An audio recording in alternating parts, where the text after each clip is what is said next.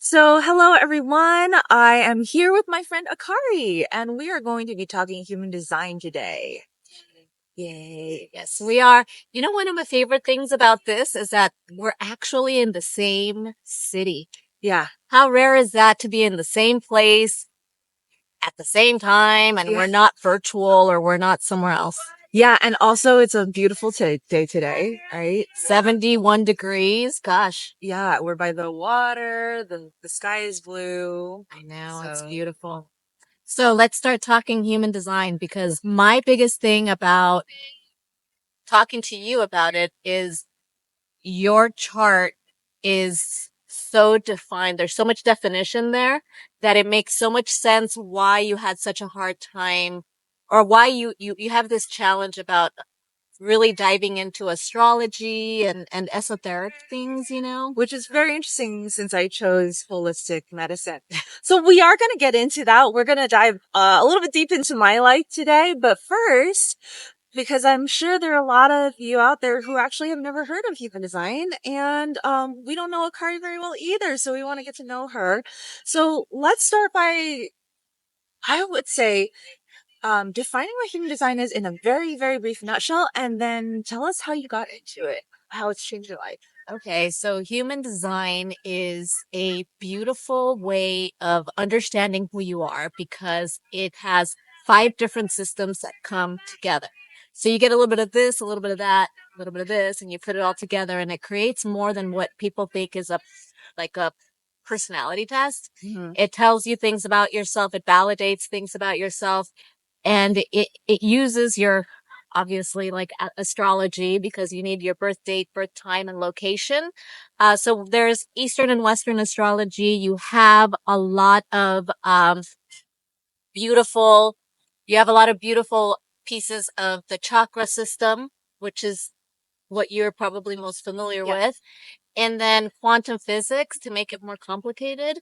The Kabbalah, the Tree of Life, and the I Ching, which is the Chinese Book of Wisdom. Okay. And so grabbing little bits and pieces of this creates this big system. And obviously, when you look at the chart, it's just so much information that you cannot unravel. So it takes someone to help you go into it a little bit. And I got into human design the first time. It was 2013. I was in New York City with a girlfriend of mine, also a projector. I have a lot of projector people. And she told me that I was a generator, that I was a slave to the world, here to just work, work, work. And I thought, oh, like that just doesn't sound sexy. And I completely put human design out of my life. I was like, that's it. And about 2018, 2019, I joined a group of women and we got so into it. We got so into it that I started to do more and more work with them. And I was doing breath work at the time. And breath work is part of what we use to release some of these beliefs that we come through that don't even belong to us and keep us stuck.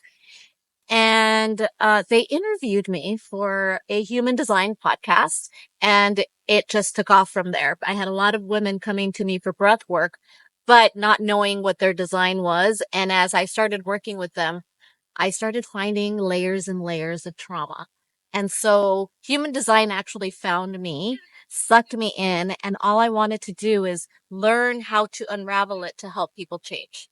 What was your background before human design? Oh my gosh, you're not going to believe it. I was international banking. So I worked for Lloyd's, which the piece that I worked at from was the Isle of Man doing offshore banking. Okay. So very corporate, a Yeah. lot of travel, a lot of meetings, and I never knew that I would end up here. Okay. But when you look at my human design, you can see why I'm here. Okay. Can you tell us a little bit about that story? Was there any kind of like breakdown from that? Or like, how did you transition from banking to human design? The transition was one of those things that wasn't easy. It was a really rude awakening. I think 2012 was a really big shift in energy here in the cosmos. And I would not, when I heard about it, I thought, well, blah, whatever, you know, the world's going to end again. And didn't believe it, but my whole life took a big turnaround. Um, my corporate office closed in downtown LA, and the option was to move to London or not have a job and stay here. And so I chose to stay here and not have a job. But then my body started to come across all of the different trauma, all of the different stress that I had not, paid attention to. So there was so much distraction in my life that I did not pay attention at all, did not pay attention at all to myself. And Okay. so human design came as I started to work on my stress, on my body, and on my soul. And change your life. And it changed my life. Yes, it did.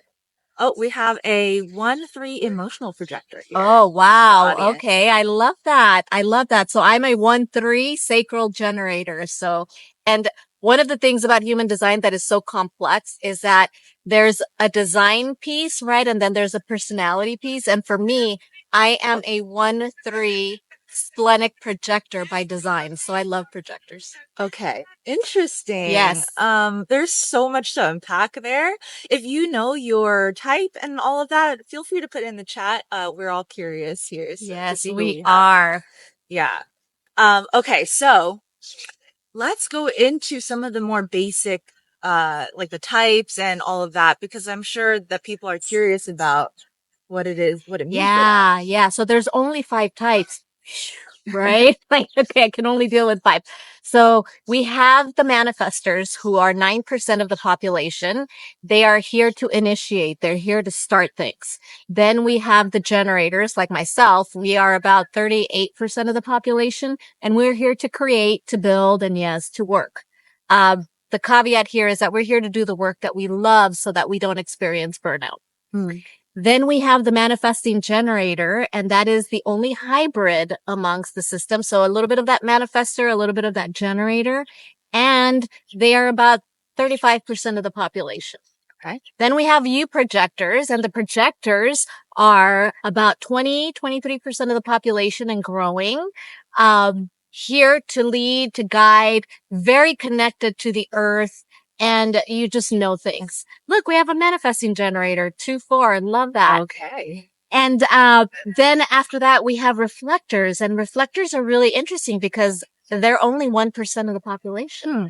Okay. Yeah, so it's really rare. There are unicorns when you find a reflector. And a reflector, when you look at the chart, they have nothing colored in. No, there's no definition. So they're very in tune with the lunar cycles Okay. and they feel everything. So in my mind, I look at them as quality control. Like when something isn't working, they are the ones to point it out because they can see it and they can feel it.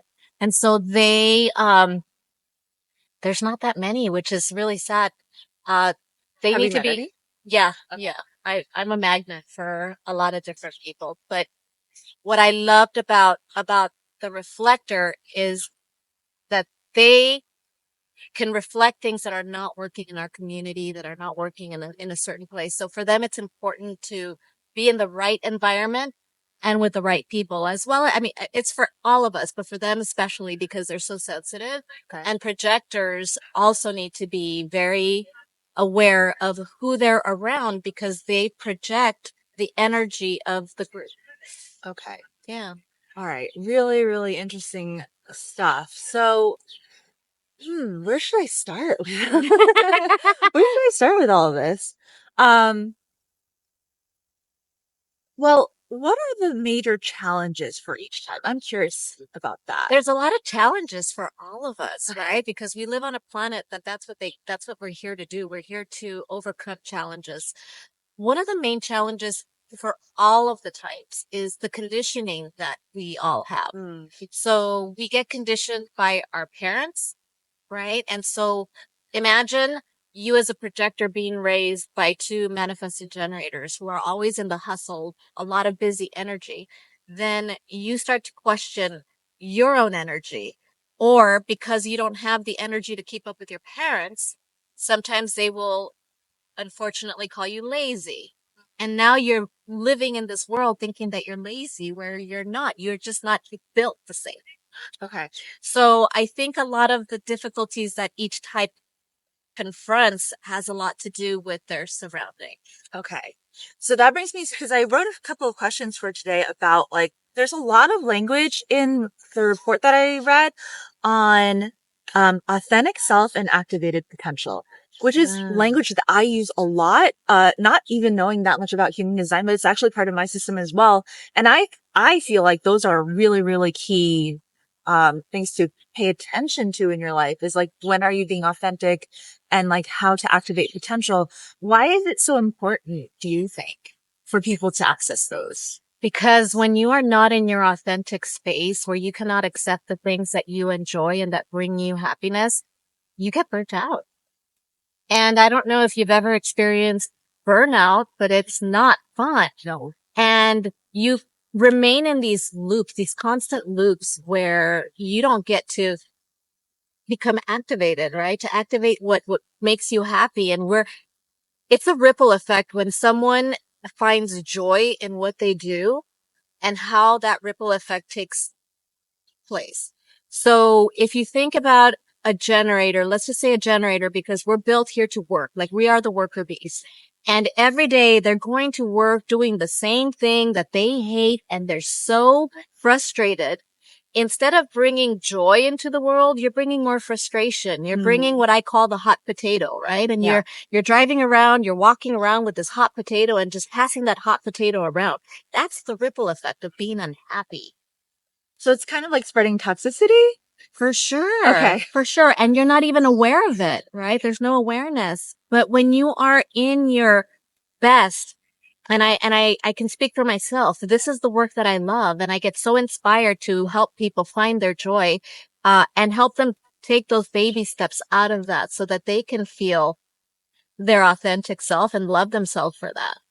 Yeah, that is really powerful. Yeah, I ask myself this question very often because I'm like, some people seem really content, just kind of like doing the thing and not thinking about it, and not being connected to authentic self. And it always makes me question, like, am I doing the right thing by trying to guide people?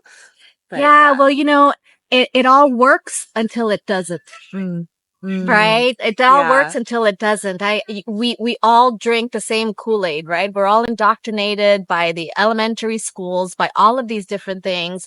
Our parents, the fear, right? So we all sometimes are working from a place of fear where we're afraid of doing the thing that we really like, and it keeps us playing small.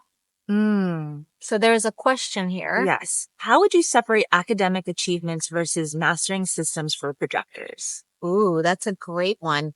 Mm. You know, as a projector, you're going to know things. You're going to know things that nobody else knows. Projectors are very powerful. And so when we're talking about academic achievements, is that part of the ego? Is that part of what you need to have in order to validate your worth? So that's a big question. Mastering systems is what you naturally do. You're here to master all of these systems. You're here to, you just move through these systems so well, and you guide people through them and you lead people through them. So I think that is a very personal question as far as how you feel about the academic achievements that we have a lot of pressure to do this, right? Or if you're okay with mastering systems that are going to get you to that same place. Huh. Something to think about. Yeah. A lot to think about Yeah. because it's either the conditioned way, right? We're talking about conditioning. We're conditioned to believe that our worth and our value come from these academic achievements, which I've had to work my way through as well, because when I was mastering human design, I felt like I was getting a master's degree. And at the same time, I thought, well, do I really need to go back and get a master's degree from an educational space to have validity in this world? And my sacral response was, like, I do not want to go back. I'm happy having life experience because that speaks a lot more than what I'm learning from a book. Yeah, I could really relate to that too. I have a master's degree and I regret it. And I mean, I just spent so many years, trying to validate myself through certifications. After my master's, I didn't stop. That's how I got like my certificate in Ayurveda too. I not just one, and then I got my like certificate in massage therapy, and eventually it did drive me a little bit nuts. And I realized what I was doing to myself, and that was a lot of the ego stuff of like I'm not enough, I'm not Oh, yeah. worthy. Yeah. And now that I'm learning how to do business and entrepreneurship, I realize like I don't need the outside because it's not the external validation that's going to make me successful or fulfilled. It's actually the learning of the system and mastering that, and not the someone saying that you're mastering it that's going to actually bring you the result. Yeah, and it's really giving yourself permission slips to do things different. And I think it takes a lot of courage to do things different because we're conditioned to have to do A, B, C, D, and we all want that, you know, house with the picket fence and the two dogs and the two kids. And it's not for everyone. I know it was not for me. And I carried a lot of shame for it because my parents were so determined that I needed to be married and have kids at a certain age, which just, it was just not for me. Yeah. Oh, and if you are listening in and you're curious about your type and your report, there's a basic one that you can get on Akary's website. Yeah. So what is your URL for that? It's Uhkare, Akary.com. You can put your information there, and right there and then you'll get a 12-page free general report. And if you're curious and want to dive deeper into it, there's a personalized report. There's some audio reports that I just added on there as well. But I am going to have a special URL for you, for all of you guys, to get a special on your audio report and your 60 plus page of just you stuff. Yeah, which is super juicy. So let's get into that, shall we? With the detailed report. So Akary has agreed to break down some of the stuff that she's found for me. So I am a 6'3" projector, and she's identified some very unique aspects of my chart here. Yeah, the deeper you go into this, I feel like there's layers and layers upon layers of this. So it's like the never ending rabbit hole of learning that you get to do.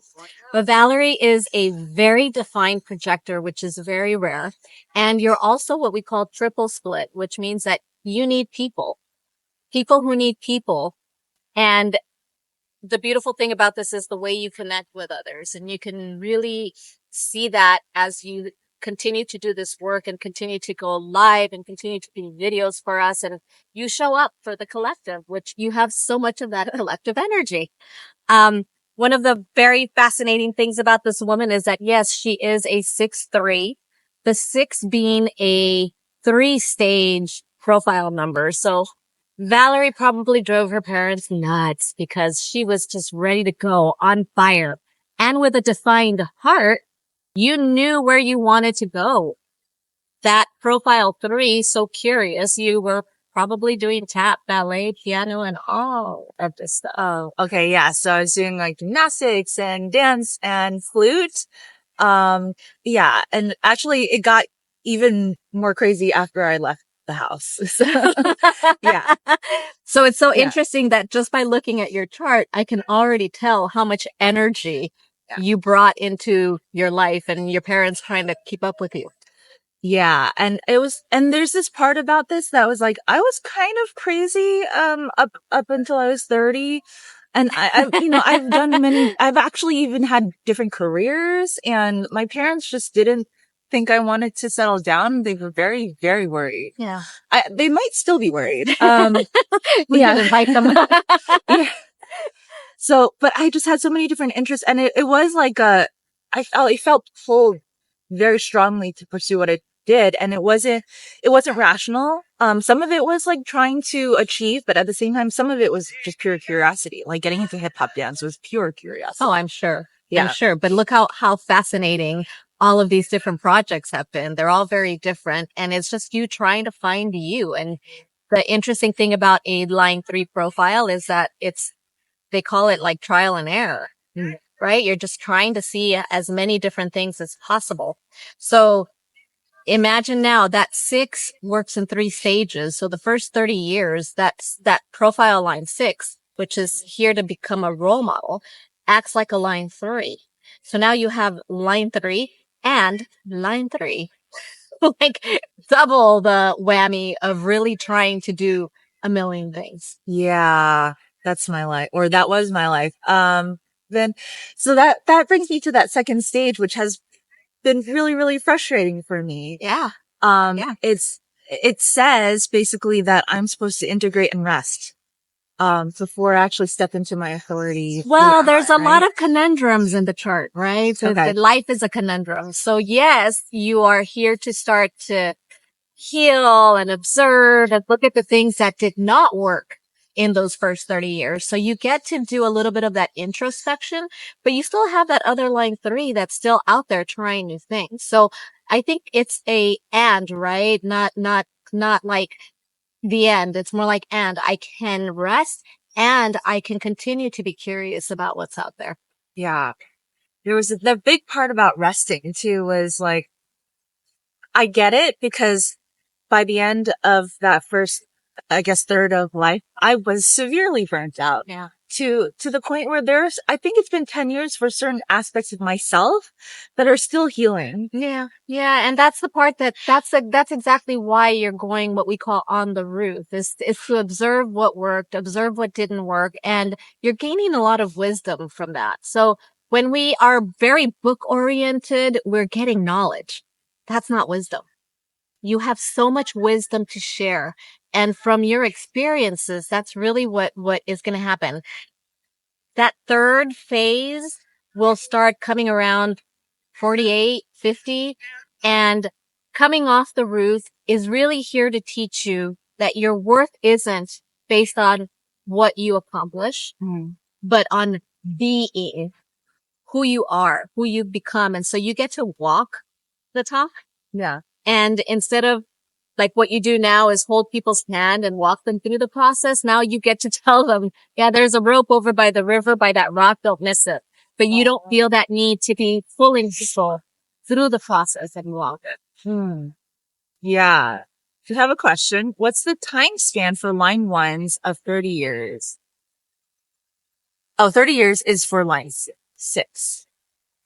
For line ones of 30 years, no, there, but, Oh, I think it's the time span for the first, okay, so the first stage of the line 6, it's about 30 years.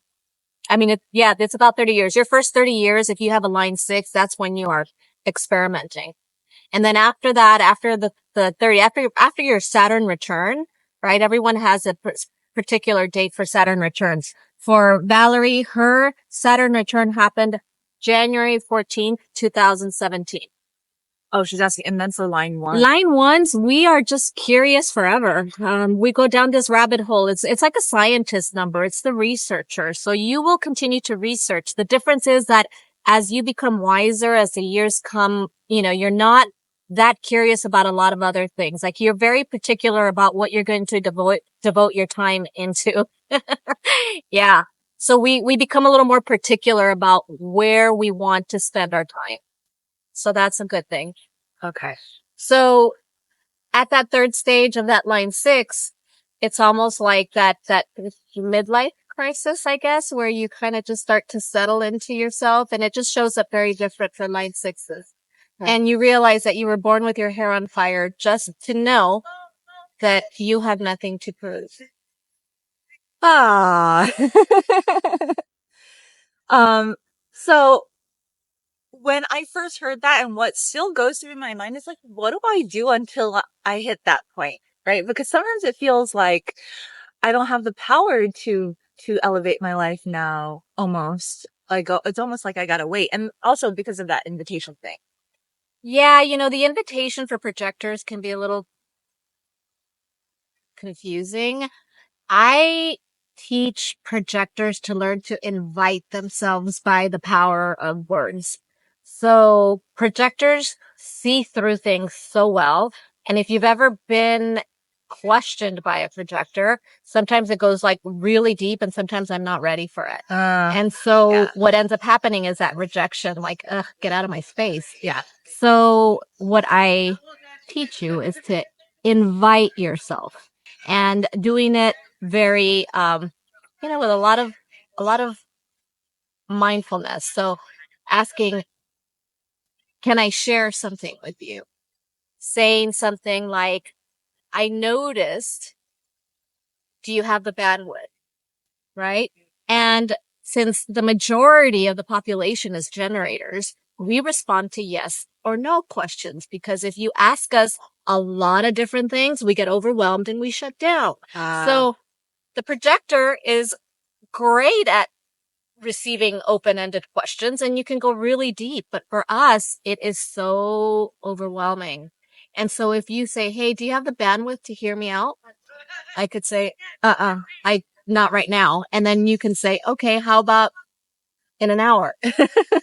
And fair enough. And I could say, well, try me in an hour. Yeah. Right. And so you're asking that generator type for permission in a way that doesn't feel aggressive. Yeah. And we can receive it. And Yeah. so that is a life changer for you as you're inviting yourself into places that you're very curious about, because you're not doing it with the intention of seeing through someone, but you do have a lot of things to share. And sometimes it's important for you just to be wise about how you invite yourself. That's the wisdom. Yeah. And I'm resonating with this a lot because like even with some of the people that I work with directly, sometimes I say it too directly and I do feel their energy just like, yeah. Or they try to fight me. Yes. Yeah. And so the invitation, I think in general, right? It's good manners for us to learn to ask questions before we just dive into it. I did have a projector once, just like in a training session, just drill deep. And I just felt so violated because I had never given that person permission to move so quickly into my personal life. And so understanding what that feels like gives you the opportunity to show up different. Yeah. Well, for anybody out there who I've drilled, I'm sorry. Yeah. I will ask for permission. It's just good. It's just a good practice. It's good practice to ask if there is enough bandwidth to receive. I love that. Okay. So there are a couple of other things, like when we look at a chart, and we won't be able to see this on the podcast, but here we can, is like, it looks like this. There's like a diagram of a person with a bunch of stuff on it. It is the diagram of a person, and the diagram shows the chakra centers. And it tells me a lot of different things. It tells me how defined you are and how open you are. And so the definition, the color on the chart, means that there is consistent energy there. Okay. Okay. So you're not doing this on purpose. It's just energy, but energy is just being broadcasted from these defined centers. And then you have open centers. And those open centers is where we receive energy. And when we're receiving energy, we're also amplifying energy. So we had our person, who's emotional. I think it was a 2-4 emotional manifesting generator. What that means is that the people around you show up as drama queens sometimes. Because people who do not have that emotional center on, we're not used to feeling big feelings. Big feelings are scary. Big feelings are overwhelming. So yours is not defined. So if you're around someone who is defined, remember you're amplifying that energy. So maybe it's just uncomfortable when you're around a lot of these people. So for me, my daughter is defined. And she has like 3 different emotional waves. And so it is a lot for me to take sometimes, because she's angry one moment and then she goes to like starts laughing. And then all of a sudden she's going through these emotions. And for me, I'm either salty or I'm happy. Like those are my on and off buttons, which do you feel that way? Yeah. Yeah. Totally. Yeah. And so I show up as the drama queen because the emotions are difficult for me to process. And so it takes a lot of awareness to realize that sometimes I'm processing other people's emotions. And I come from a family that is very emotionally defined. Okay. Interesting. Yeah. You're saying I'm sacral. Sacral. Well, the sacral is easy because we sacral go for yes or for no. So sacral is so easy. And it's learning how to access that for yourself and asking yourself, is this something that's going to bring me joy? Do I want to do it? Or I can wait for later. And when you start to get into your head, when you start going, well, trying to explain your no, trying to explain your yes, you're out of integrity. You need to go back to that sacral. That sacral doesn't lie.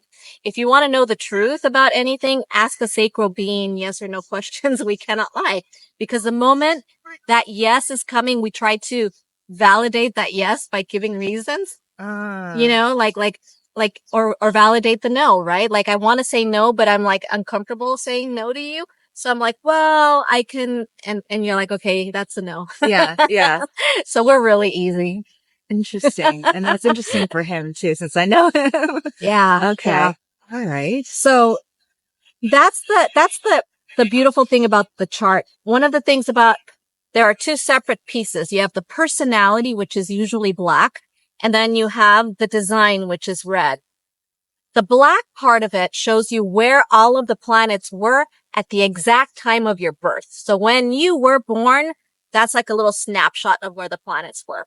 On the red side of it is 3 months before you were born. So you weren't even on the planet. It was already taking a snapshot of who you are by design. So when I said I'm a sacral projector, a splenic projector by design, that's what I mean. That by design, 3 months before I was born, I was a splenic projector. Had I stayed in a different course with the planets, I probably would have just been a splenic projector.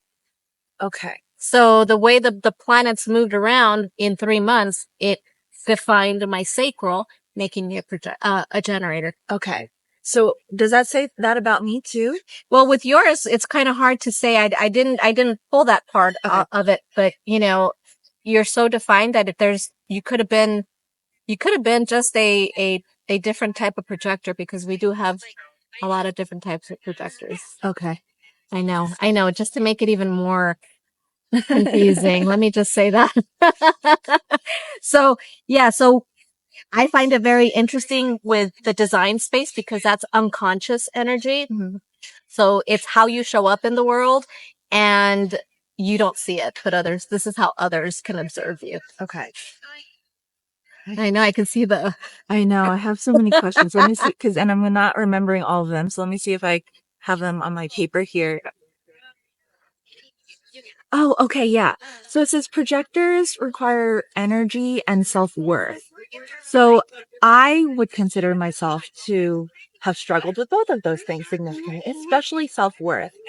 And that pattern of feeling not worthy comes back to me quite often. So how do I work on that? Because it seems very essential for my thriving.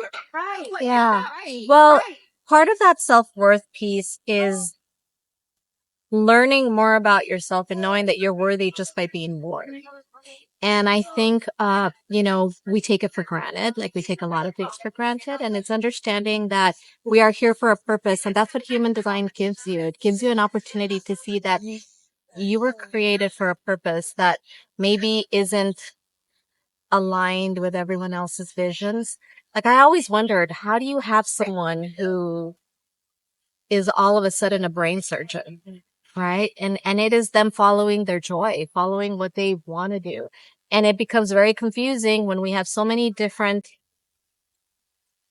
tongues in our ears, like, telling us what they see in us. And there's so much arrogance in all of us. We always think we know what someone else should be doing.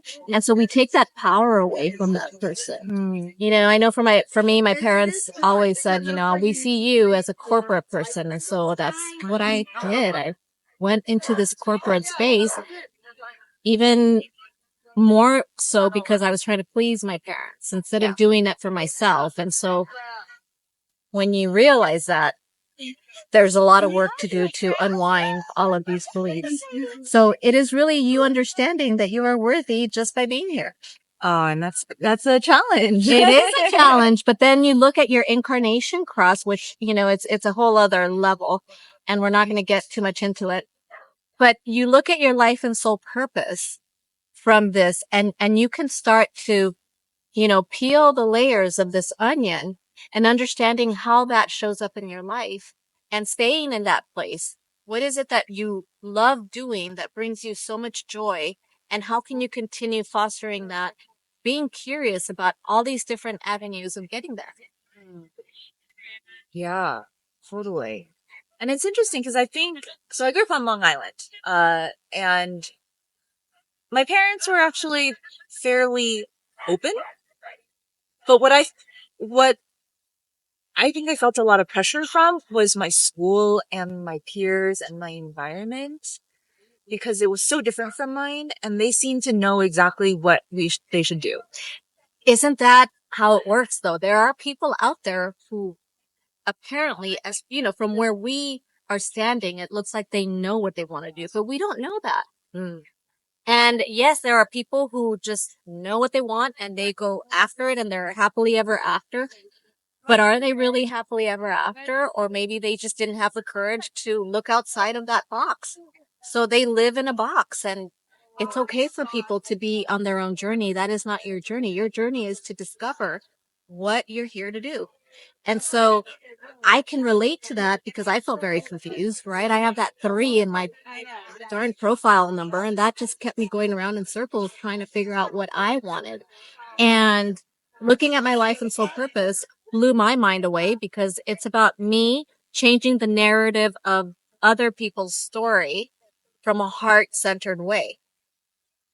Like, what would that have meant as a corporate banker? Right? I mean, and now when I look back, I see, yeah, because I was helping people. Like, that was my favorite thing to do, was to help people go through their banking stuff, especially when you think about how, confusing it is to do offshore stuff. I had to educate and help, and I did it from my heart space. I did it from a place of love because I love helping people unwind things. And so changing the story of the confused person and upset person to a happy person and satisfied because they were with me, like, it's just great. So you get to look at that and be curious about how you can adapt that as you are continuously evolving and changing and shifting. Hmm. Okay. Yeah. It's very powerful. It's Yeah. very powerful to do this work and to recognize what opportunities there are to be curious. Definitely. And what I'm hearing you say is that, even in our past where we were more under the influence of other people in our environment, there were still aspects of our life where we were true to ourselves. Well, think about when you're a toddler and you don't care what everyone's saying. You're still going to put mud on your face and you're still going to wear the weird necklace that you found at a yard sale. Like, Yeah. you don't care. You're just showing up with whatever makes you happy. And as we start to get older and our parents start conditioning us to the right and the wrong of things, the duality of the world that we live in, it keeps us small. And the more we dig deeper into everyone's unique space, the more we recognize this. Hmm. Yeah. So I have another question, and this is a question on abundance. And when I talk about my systems, I always link abundance with kind of like alignment with purpose. And so because this is something that I have struggled with, also it's on my Enneagram too, like the tendency to think of the world in a scarcity mindset. Mm. And I want to see how that relates to my human design profile. Well, these beliefs are things that come from generations and generations behind us. And when you start to think about how epigenetics continues to change the way we're looking at the world, which means that everything that's coming through DNA, right? The DNA is changing how we feel. So sometimes we're struggling with something that has nothing to do with the present moment, because in the present moment, you don't need anything. You're fine. But that scarcity mindset takes control. And when you start getting curious about how generations before you lived, there could be something, some trauma that got imprinted in your DNA. And it's such a sense of relief to know that you don't have to carry it because it's not even yours to carry it. Hmm. Yeah. Okay.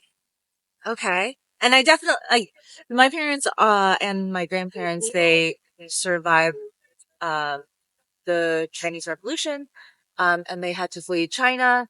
And there was a lot of poverty in those two Doesn't generations. that just blow your mind away to think, wow, this is really not even something I need to be concerned over because it's just something coming through my DNA. Okay. Generational stuff that conditions us to believe that it is us. Yeah. And if you take a look at in the present moment, there is no threat. You are safe, but yet your body responds to that because that's the way it's conditioned to respond. Does human design say anything about that? Well, when I look at your chart, I can see that you have a defined head and a defined ajna, which is like your third eye. And it's like there's a lot of constant energy there, which doesn't allow you to see a broader perspective.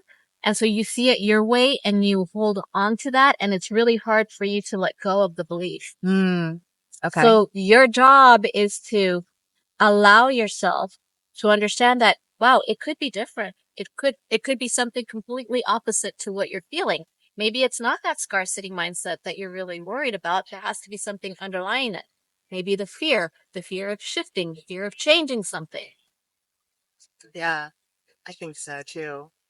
It gives me a lot to think about because as I get more honest with myself about what I want to create in this lifetime, I realize how much I require resources to actualize my vision.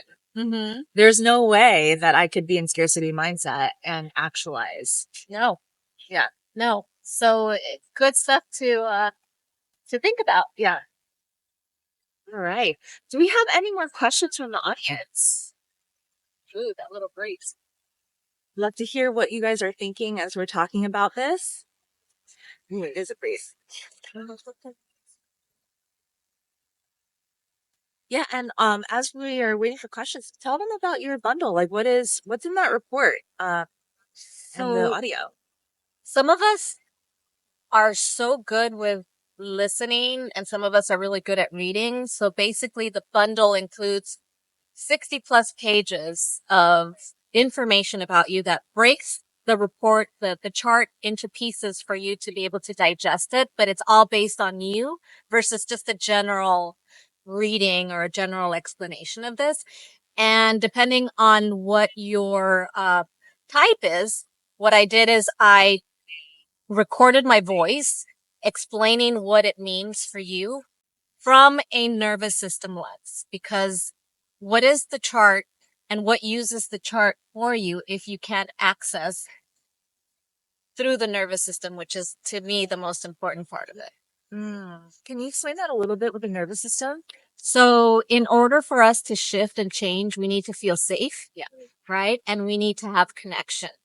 And so as I am speaking to you in your ear and you're listening to it, you can always rewind, go back, take notes. And so this opportunity for you to feel that connection, even though we're not face to face, just allowing you to start to understand more, because when our nervous system is dysregulated, it is very difficult for us to absorb information. It is very difficult for us to shift, and it's very difficult for us to stay in these places. So the brain works very, you know, very oddly. It likes to, in order to rewire our brain, we need to interrupt the patterns that we've been doing over and over for survival. So I did this from a nervous system lens to help you understand your chart a little better, help you understand yourself a little better, and to have a little more self-compassion about how you've shown up and give you the opportunity to do something a little different. Awesome. So before we go into that question, I have a follow-up question because this is actually something we talk about in my group of Phoenix a lot, and it's something that we struggle with a lot, is how do we discern when it is that we're self-generating fear and lack of safety from when it's actually unsafe? And yeah, how do we create that safety? Creating safety shows up very different for everyone. I think connection is how we create safety, especially if you're in a container. Then I think the hardest thing to ask for is help. And so you being able to open that up for safety in the sense of support is really important in a cohort.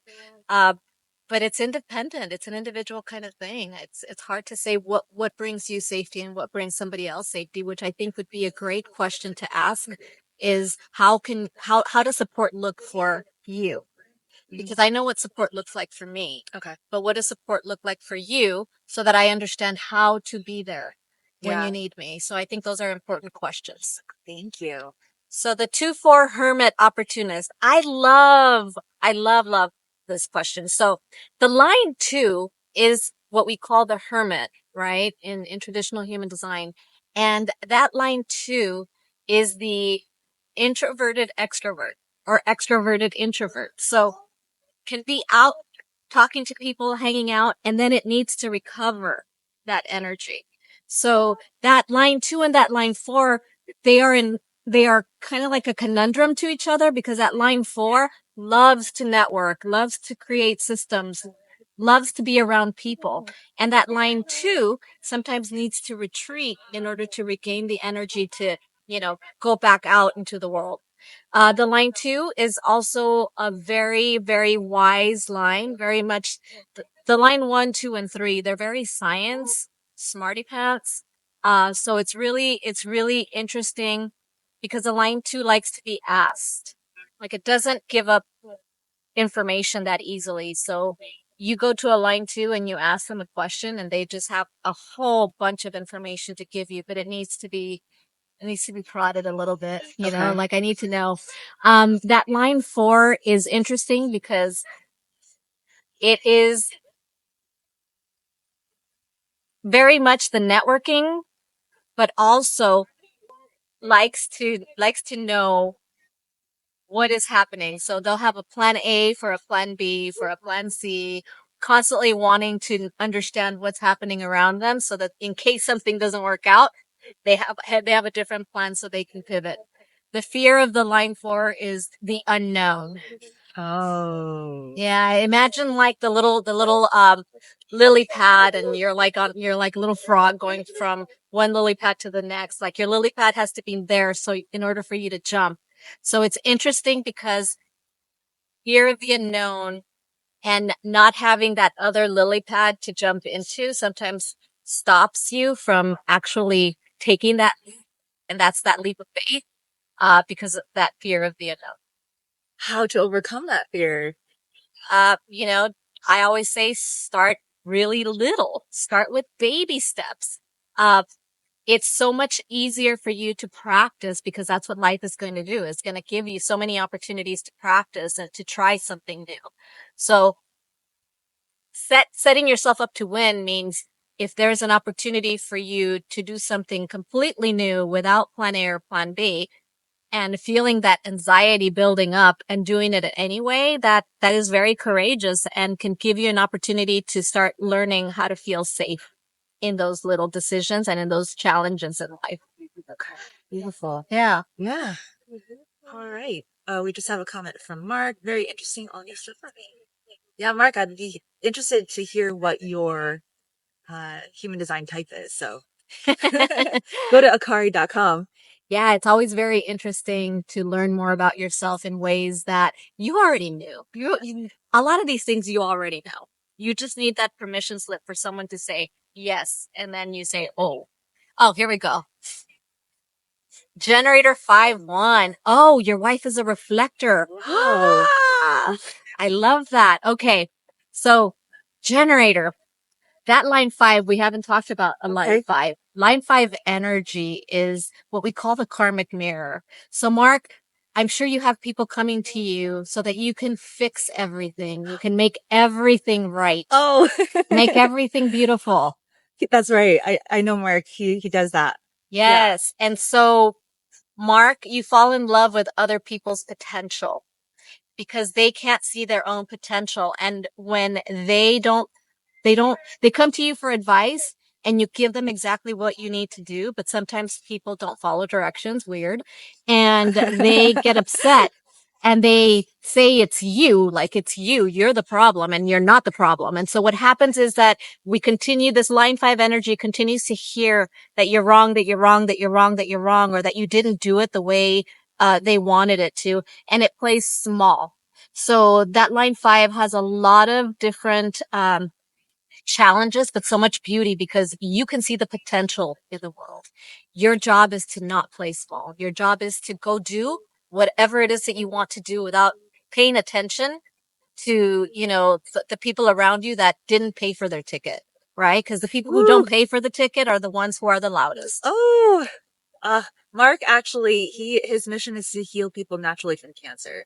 Oh, wow. Okay. So there you go. Like really, that is a wow, amazing. That is amazing. But that is my advice to you is to not listen to the people around you who say that you are wrong because innately you know things and you can see the potential in things.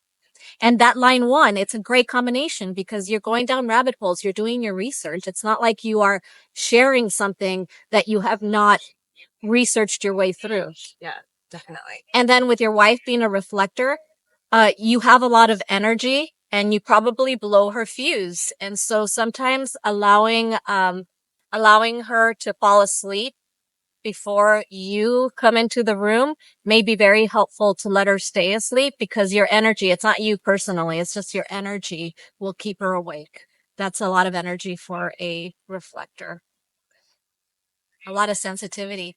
I haven't even really done much with reflectors because they're 1% of the population. They're very unique, but, having her rest a lot is very essential, but understanding the astrology transits, like what is happening in the cosmos, because she's very in tune with the lunar cycle and the cosmos, and she's not here to make decisions on the fly.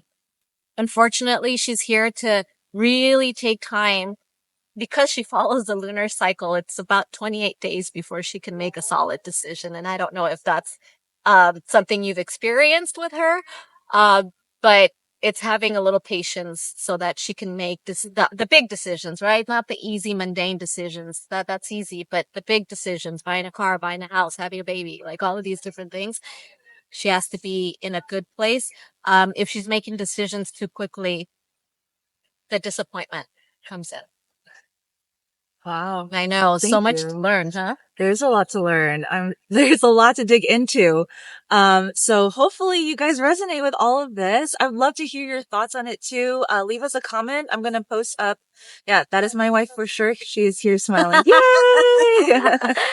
Well, please reach out if you have more questions, if you want to know a little bit more about all of this. It is really interesting how when you put two charts together, you can see how we call them electromagnetic channels, like why we're attracted to our partners and what that looks like in the chart. Because then what you end up having is a combined chart with your stuff and her stuff. Because just like you have your profile number, the 2 and the 4, she has a profile number. And you can see how you guys jive and what makes it so much easier for you. So like my partner is a manifesting generator, and manifesting generators have a lot of busy energy. And so in the mornings, I'm not a very good morning person. So it would be, closing things, opening things, and a lot of noise. And I always thought, oh my God, can you like be quiet? And he would say, I was trying to be quiet. I was thinking, no, you were not. And just learning more about the manifesting generator, that he was right. He was trying to be quiet. It just shows up different for everybody. And he's here to create shortcuts to life. So when you're creating shortcuts to life, you're fast. You Mm. miss things. But it's interesting because, he always shares, I got really excited doing this project and I missed a few steps. And it's like, yeah, yeah. So it is learning to slow down. I have a client who is a manifesting generator and I'm been working with the slowdown. And I said, what do you notice? And she says, I don't get hurt. I don't drop things. And I thought, oh gosh, this is so interesting because the challenge for the manifesting generator is to slow down because the excitement and the energy is real. Oh. Do you do like couple readings or I anything like that? do couple Okay. readings. I do family readings up to 4 or 5 people where I combine all the chart because it's just very different. Yeah. Yeah, That it's would be really, super helpful, it actually. is amazing. It is Yeah. amazing. I am actually launching a parenting 6-week course this summer. And I did it over the summer because that's when there's a lot of pause in so many different ways. And so if you're around and you're and you want to dive into that, that would be a great opportunity to learn more about yourself and how you affect your children. Because the more we work on ourselves, the more we give our children the opportunity to experience joy and life from a completely different perspective that sometimes we're not going to be able to resonate with because they get to grow in the way that we would have wanted to grow. We get to give that gift to them. I don't relate to my daughter at all sometimes. And I think that's the gift. The gift is that I don't relate because she's doing life very different and there's no right or wrong. It's different. Absolutely. Okay.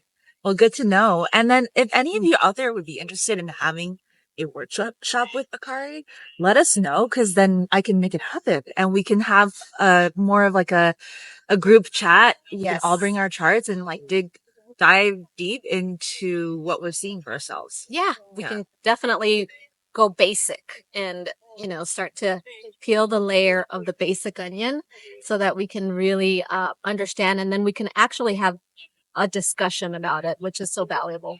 Okay. Well, cool. Thank you so much for being here Thank today. you for having me here and thank you for it being out in the open where we can actually enjoy being in nature and not in our offices. Yeah, absolutely. And thank you all for joining us.